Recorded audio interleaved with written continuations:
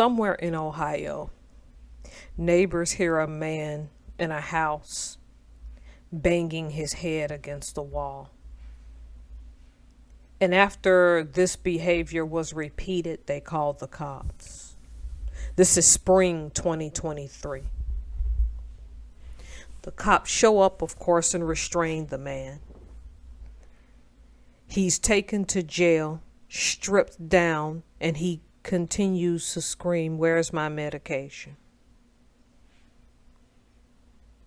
And of course, given that it seems in the article like he cooperated, they realized there was a domestic violence warrant out on him, so they had to take him in.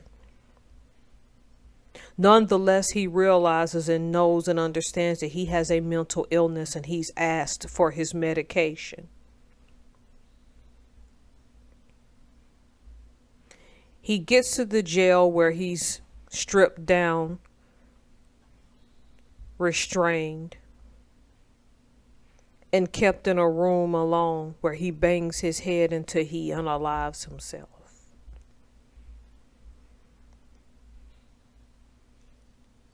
Before I get to the thing that bothers me the most about this, please misunderstand that I'm not rationalizing what law enforcement has done here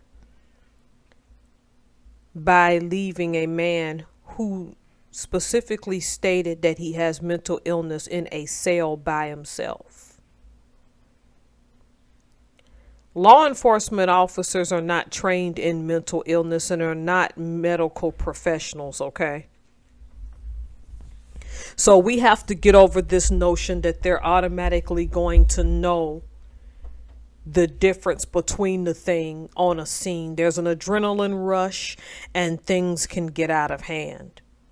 I understand that it happens in America every day where mentally ill people are shot by law enforcement because their behavior suggested criminality. In this story, I'm going to tell you why law enforcement missed the mark. It started when they showed up at his house. It is uncharacteristic for someone in their own head, in their own home, to bounce their head back and forth against the wall. And when you entered the residence to restrain the individual, and you realize that's what they were doing, something didn't click in y'all's head that maybe, just maybe, there's more to this. Again, because of the domestic violence warrant, once they ran his information, they had to take him into custody. I'm not disputing that. And in the article, they claimed to have allowed the person in question, who was 19 and took his own life, to speak with the mental health personnel, or something about he was either given medication or something to the effect of having some access to a mental health person that was on staff. That makes no sense given that you can see video showing otherwise. And big surprise that, they have done no wrongdoing, and yet you see them on camera saying derogatory things about this 19-year-old man. For the person that may have suffered a domestic abuse, I'm not rationalizing your pain. I can't imagine someone putting their hands on a person and making them feel terror and making them feel fear or whatever emotions are associated with domestic violence. So I also want to get that out there, that my sympathies go to the person with whom the domestic violence complaint was put on.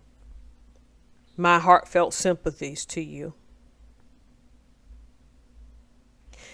When a person constantly bangs their head against a blunt object, okay?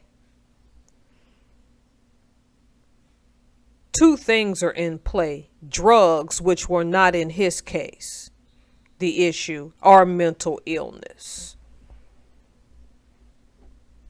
There's a little bit of negligence here, okay? My heartfelt sympathies go out to his family because I read this story in the Daily Mail and it happened last year. So he's now been passed into the next life for a year. So he unalived himself a year ago. This is not an easy one because, again, law enforcement are not are not adept at dealing with that. But you are adept at seeing signs and taking those signs for what they are.